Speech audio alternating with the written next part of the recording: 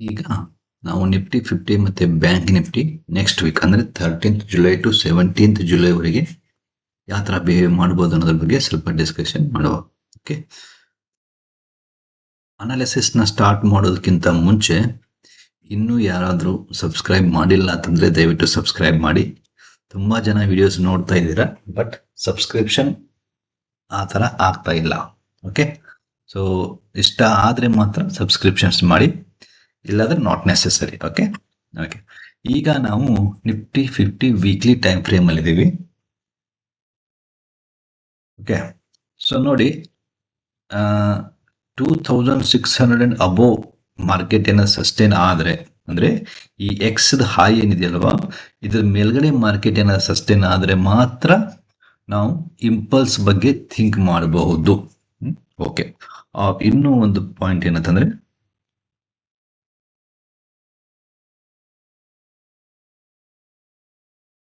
ಈಗ ಇದು ಮೇಲ್ಗಡೆ ಹೋಗ್ತಾ ಇರೋದು ವೇವ್ 1 ಅಂತ ಕನ್ಸಿಡರ್ ಆದ್ರೆ, ಇಂಪಲ್ಸ್ ಅಂತ ಆದ್ರೆ ಮಿನಿಮಮ್ 61.8 ಅಂತೂ ಅಬೋವ್ 61.8 ಅಂಡ್ ಅಬೋವ್ ಮಾತ್ರ ಕ್ಲೋಸ್ ಆಗಲೇಬೇಕು. ಅವಾಗನೇ ನಾವು ಇದನ್ನ ಹೋಗ್ತಾ ಇರೋದನ್ನ ವೇವ್ 1 ಅಂತ ಕನ್ಸಿಡರ್ ಮಾಡಬಹುದು. ಓಕೆ, ಸೊ ಅದರ್ವೈಸ್ ಇದನ್ನ ವೇವ್ 1 ಅಂತ ಕನ್ಸಿಡರ್ ಮಾಡಕ್ ಆಗೋದಿಲ್ಲ. ಸೊ ಯಾವುದಕ್ಕೂ ಸಹ ಈ ಎಕ್ಸ್ ಟಾಪ್ ಏನಿದೆಯಲ್ವಾ, 24,619 ಏನಿದೆಯಲ್ವಾ, ಇದ್ರ ಮೇಲ್ಗಡೆ ಮಾರ್ಕೆಟ್ ಕ್ಲೋಸ್ ಆದ್ರೆ ಮಾತ್ರ ಇಂಪಲ್ಸ್ ಅಂತ ನೀವು ಕನ್ಸಿಡರ್ ಮಾಡಿ. ಅದರ್ವೈಸ್ ಇದನ್ನ ಇಂಪಲ್ಸ್ ಅಂತ ಕನ್ಸಿಡರ್ ಮಾಡ್ಲಿಕ್ಕೆ ಆಗೋದಿಲ್ಲ. ಓಕೆ, ಸೊ ಇದು ಒಂದು ಪಾಯಿಂಟ್. ಸೊ ಈಗ ಪ್ರೆಸೆಂಟ್ಲಿ ನಾವು ಇದನ್ನ ಏನ್ ಮಾಡೋ ಮಾತಂದ್ರೆ, ಇದನ್ನ ಬಿ ಅಂತ ಹೇಳಿ ಕನ್ಸಿಡರ್ ಮಾಡುವ. ಈಗ ಓಕೆ, ಈಗ ಏನ್ ಮೇಲ್ಗಡೆ ಹೋಗ್ತಾ ಇದೆ ಅಲ್ವಾ, ಇದನ್ನ ಬಿ ಅಂತ ಹೇಳಿ ಕನ್ಸಿಡರ್ ಮಾಡುವ. ಈ ಕೆಳಗಡೆ ಬಂದಿರೋದು ಎ ಆಗಿದೆ. ಸೊ ನೀವು ಈಗ ಕೌಂಟ್ ಮಾಡಿ ನೋಡಿದ್ರೆ,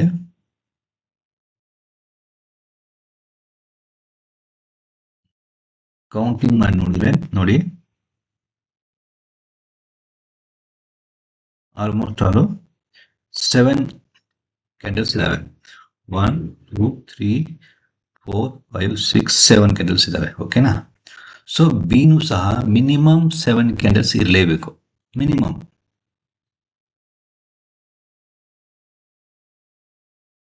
ಓಕೆ ನೋಡಿ, ಸೊ 7 ಕ್ಯಾಂಡಲ್ಸ್ ಅಂತಂದ್ರೆ, so almost all 27th July ಈ ಮಂತ್ ಫುಲ್ಲು ನಿಮಗೆ ಮಾರ್ಕೆಟ್ ಒಂದು ರೇಂಜ್ ಬೌಂಡ್ ಆಗಿರುತ್ತೆ.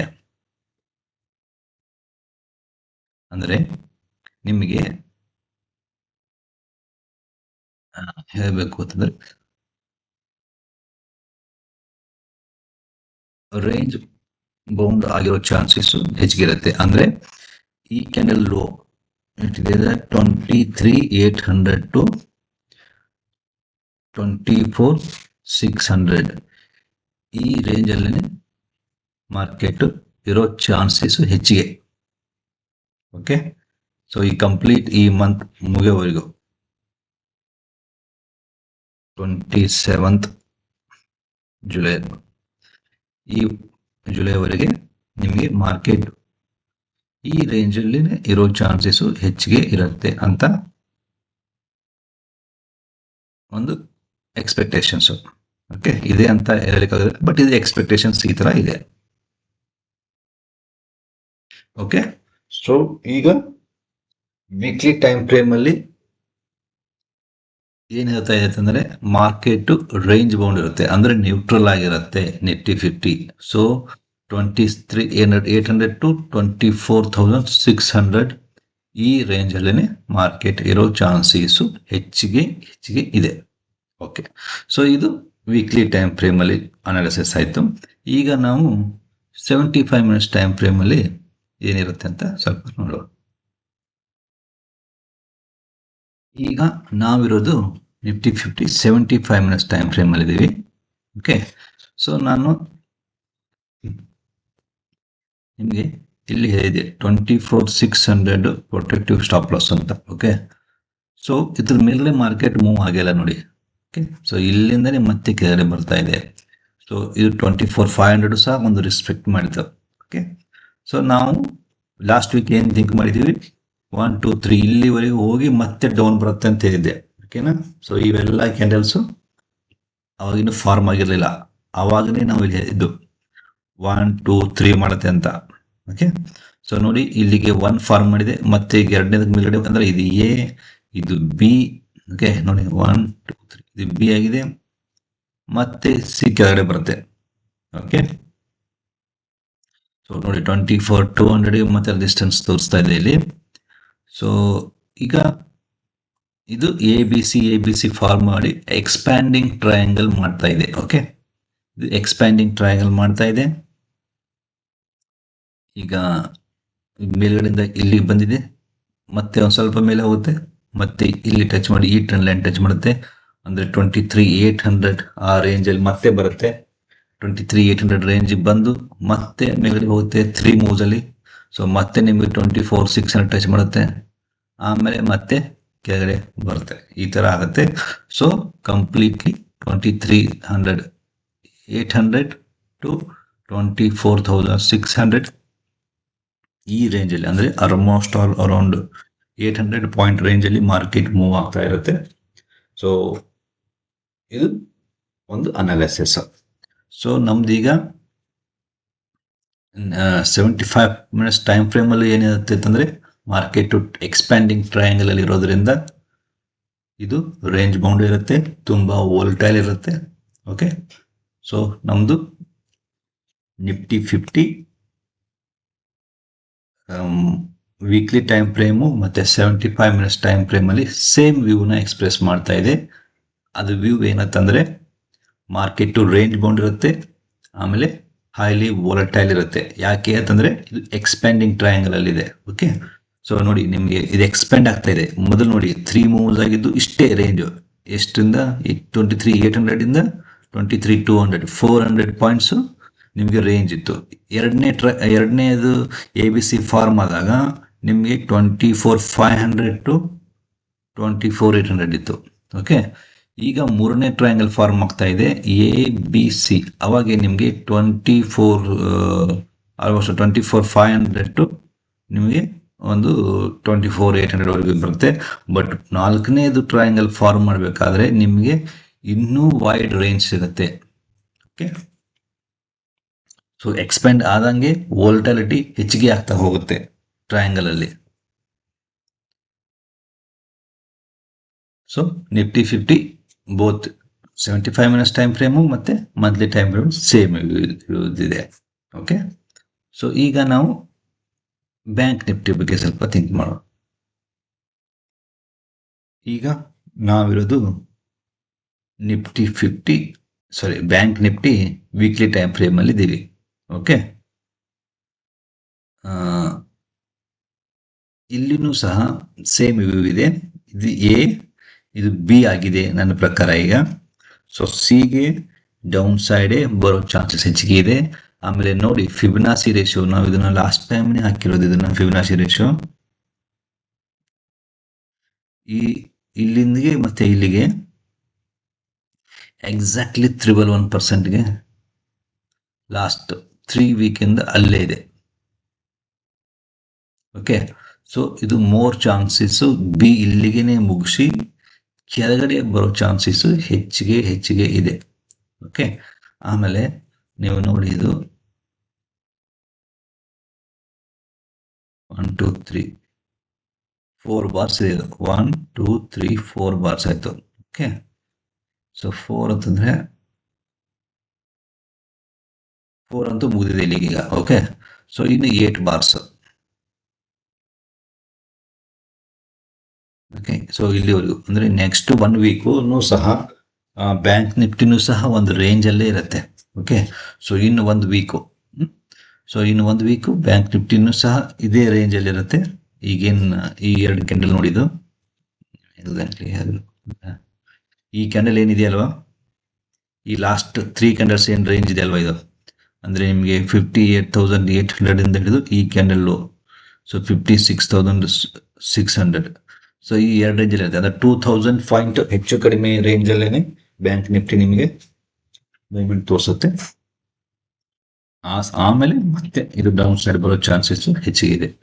ಓಕೆ, ಇನ್ ಕೇಸ್ ಇಲ್ಲಿ ಅಂತೂ ಆಲ್ರೆಡಿ ನಾವು ಲಾಸ್ಟ್ ವೀಕ್ನೇ ಮಾಡಿದ್ದೀವಿ. Next Friday next week Friday 60,000+.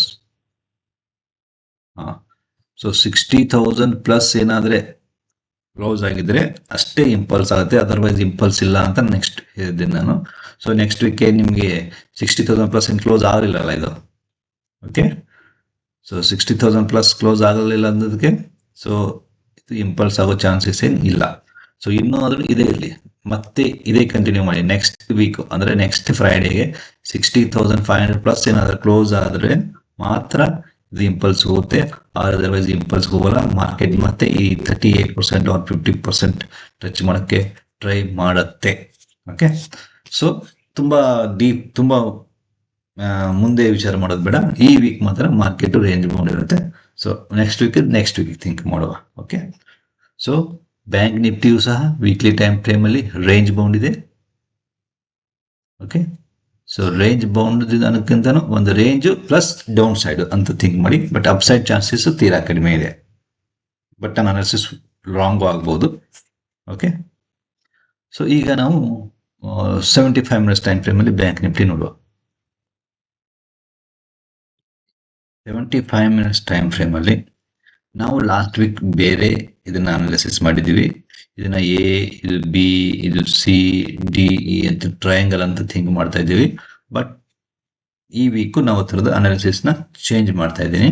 Okay, so ಈಗ ನಮಗೆ 1 2 3 4 5 ನಮ್ಗೆ ಇಲ್ಲಿ ಮುಗಿಯುತ್ತೆ. ಓಕೆ, ಸೊ ಈ 5 ಏನಿದೆ ಇದು ಎಕ್ಸ್ಟೆಂಡೆಡ್ ಮೂವ್ ಇದೆ ಇಲ್ಲಿ.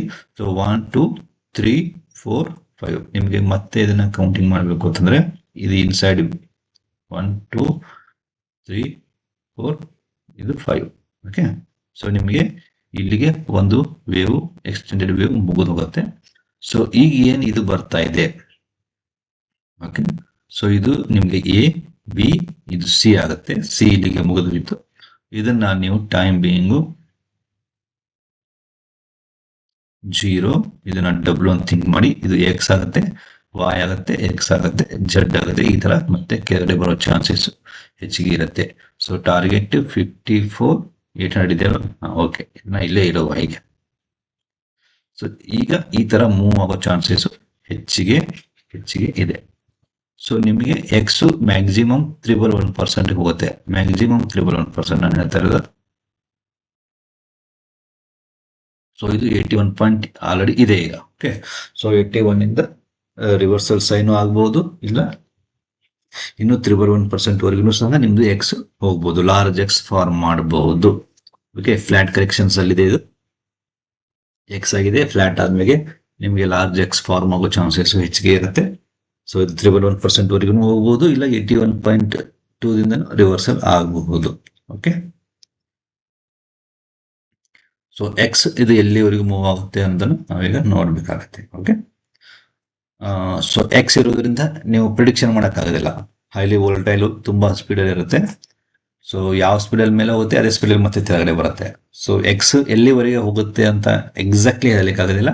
ಬಟ್ ಮ್ಯಾಕ್ಸಿಮಮ್ ಲಿಮಿಟ್ ಇದ್ರದ್ದು 1% ಅಂತಂದ್ರೆ 58,950 ವರೆಗೆ ಹೋಗ್ಬೋದು. ಆಮೇಲೆ ಇದು ವಾಯ್ ಏನಾದ್ರೆ, ಈಗ ನಮ್ದು ಡಬ್ಲ್ಯೂ ಇದು ಎಕ್ಸ್ ಇದ್ದು ವಾಯ್ ಇದು ಏನಾದ್ರೆ ಇದ್ರೆ, ಸೊ ನೀವು ಎಕ್ಸ್ಪೆಕ್ಟ್ ಮಾಡಬೇಕಾಗಿರೋದು ಈ ಡಬ್ಲ್ಯೂಕ್ಕಿಂತ ಕೆಳಗಡೆ ನಾವು ವಾಯ್ನ ಎಕ್ಸ್ಪೆಕ್ಟ್ ಮಾಡಬಹುದು. ಅಷ್ಟು ಬರಲೇಬೇಕು. ಅದು 5 ಮೂವ್ಸ್ ಅಲ್ಲಿ ಬರುತ್ತೆ, ಇಲ್ಲ 3 ಮೂವ್ಸ್ ಅಲ್ಲಿ ವಾಯ್ ಕೆಳಗಡೆ ಬರುತ್ತೆ. ಓಕೆ, ಸೊ ಇದ್ರ ಬಗ್ಗೆ ಏನು ಅಂತ ಈಗ ನಾವು ನೆಕ್ಸ್ಟ್ ಮಂಡೇಗೆ ಗೊತ್ತಾಗತ್ತೆ. ಓಕೆ,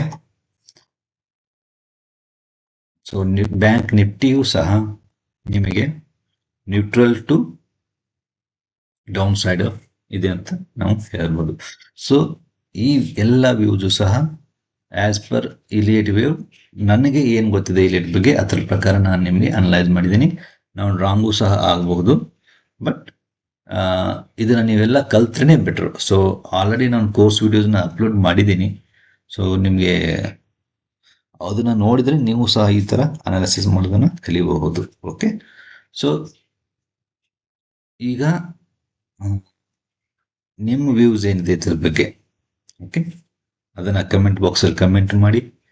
ಸೊ ನಾವು ಡಿಸ್ಕಷನ್ ಮಾಡಿರೋ ಪ್ರಕಾರ ಮಾರ್ಕೆಟ್ ಮೂವ್ ಆಗ್ತಾ ಇದೆಯಾ ನೆಕ್ಸ್ಟ್ ವೀಕು, ಇಲ್ಲ ಮತ್ತೆ ನಾವು ಮಾಡಿರೋ ಅನಾಲಿಸಿಸ್ಗೆ ತದ್ವಿರುದ್ಧವಾಗಿ ಏನಾದರೂ ಬಿಹೇವ್ ಮಾಡ್ತಾ ಇದೆಯಾ ಮಾರ್ಕೆಟು ಅನ್ನೋದ್ರ ಬಗ್ಗೆ ನೀವು ನನಗೆ ಕಮೆಂಟ್ ಬಾಕ್ಸಲ್ಲಿ ಕಮೆಂಟ್ ಮಾಡಿ ತಿಳಿಸ್ಬೇಕು. ಓಕೆ, ಸ್ಟಾಕ್ ಅನಾಲಿಸಿಸ್ ಬಗ್ಗೆ ನಾನು ಒಂದು ವಿಡಿಯೋನ ಆಲ್ರೆಡಿ ಪೋಸ್ಟ್ ಮಾಡಿದ್ದೀನಿ ನಿನ್ನೆ ನೈಟು. ಸೊ ಮತ್ತೆ ಯಾವ್ದಾದ್ರು ಸ್ಟಾಕ್ಸ್ ಇದ್ರೆ ನೀವು ಕಮೆಂಟ್ ಬಾಕ್ಸಲ್ಲಿ ಕಮೆಂಟ್ ಮಾಡಿ. ಸೊ ಸ್ಟಾಕ್ಸ್ನ ಐಡೆಂಟಿಫೈ ಮಾಡಲಿಕ್ಕೆ ಸ್ಟಾರ್ಟ್ ಮಾಡಿ. ಓಕೆ, ಎನಿ ಟೈಮ್ ಮಾರ್ಕೆಟು ಈ ರೇಂಜಿಂದ ಹೊರಗಡೆ ಬಂದು ಸೊ ನಮಗೆ ಪ್ರಾಪರ್ ಇನ್ವೆಸ್ಟ್ಮೆಂಟ್ ಅಪಾರ್ಚುನಿಟಿನ ಕೊಡ್ಬೋದು. ಓಕೆ, ಸೊ ಸ್ಲೋಲಿ ಪಾರ್ಟ್ ಆಗಿ ನಾವು ಇನ್ವೆಸ್ಟ್ಮೆಂಟ್ ಮಾಡೋದು ಬೆಟರ್ ಆಗುತ್ತೆ ಇದರಲ್ಲಿ. ಓಕೆ, ಸೊ ಮತ್ತೆ ಏನಾದರೆ ನಿಮಗೆ ಅನಿಸಿಕೆಗಳಿದ್ದರೆ ಕಮೆಂಟ್ ಬಾಕ್ಸಲ್ಲಿ ಕಮೆಂಟ್ ಮಾಡಿ, ನಾನು ನಿಮಗೆ ಅದ್ರ ಬಗ್ಗೆ ಡಿಸ್ಕಷನ್ ಮಾಡಲಿಕ್ಕೆ ಟ್ರೈ ಮಾಡ್ತೀನಿ ವೀಕೆಂಡಿಗೆ. ಓಕೆ, ಸೊ ದಯವಿಟ್ಟು ಸಬ್ಸ್ಕ್ರಿಪ್ಷನ್ಸ್ ಮಾತ್ರ ಮರೆಯಬೇಡಿ. ಓಕೆ, ಯಾಕೆ ಅಂತಂದರೆ ನೀವು ಸಬ್ಸ್ಕ್ರೈಬ್ ಮಾಡಿದ್ರೇ ನನಗೆ ಗೊತ್ತಾಗೋದು ನಿಮ್ಗೆ ಇಷ್ಟ ಆಗ್ತಾ ಇದೆಯೋ ಇಲ್ಲೋ ಅಂತ. ಆರ್ ಅದರ್ವೈಸ್ ನನ್ನ ಹತ್ರ ಬೇರೆ ಯಾವ ಟೂಲ್ ಇಲ್ಲ ನಿಮಗೆ ನಾ ಮಾಡಿರೋ ವಿಡಿಯೋ ಇಫೆಕ್ಟಿವ್ ಆಗಿ ಇದೆಯೋ ಇಲ್ಲೋ ಅನ್ನೋದನ್ನು ಐಡೆಂಟಿಫೈ ಮಾಡಲಿಕ್ಕೆ ಬೇರೆ ಏನು ನನ್ನ ಹತ್ರ ಅದೇನಂತಾರ ಟೂಲ್ ಇಲ್ಲ. ಓಕೆ, ಸೊ ಸಬ್ಸ್ಕ್ರೈಬ್ ಆದ್ರೆ ಜನಗೆ ಇಷ್ಟ ಆಗ್ತಾ ಇದೆ ಅಂತ ತಿಳ್ಕೊತೀನಿ, ಮತ್ತೆ ವಿಡಿಯೋಸ್ನ ಕಂಟಿನ್ಯೂ ಮಾಡಲಿಕ್ಕೆ ಟ್ರೈ ಮಾಡ್ತೇನೆ. ಆರ್ ಅದರ್ವೈಸ್ ಇಷ್ಟನೇ ಆಗ್ತಾ ಇಲ್ಲ ಅಂತ ನಿಮಗೆ ಸುಮ್ಮನೆ ಮಾಡೋದ್ರಲ್ಲಿ ಏನು ಅರ್ಥ ಇಲ್ಲ ಅಂತ. Okay, so wish you a very happy weekend. ಮತ್ತೆ ನೆಕ್ಸ್ಟ್ ವೀಕ್ಗೆ ಸಿಗುವ. Thank you.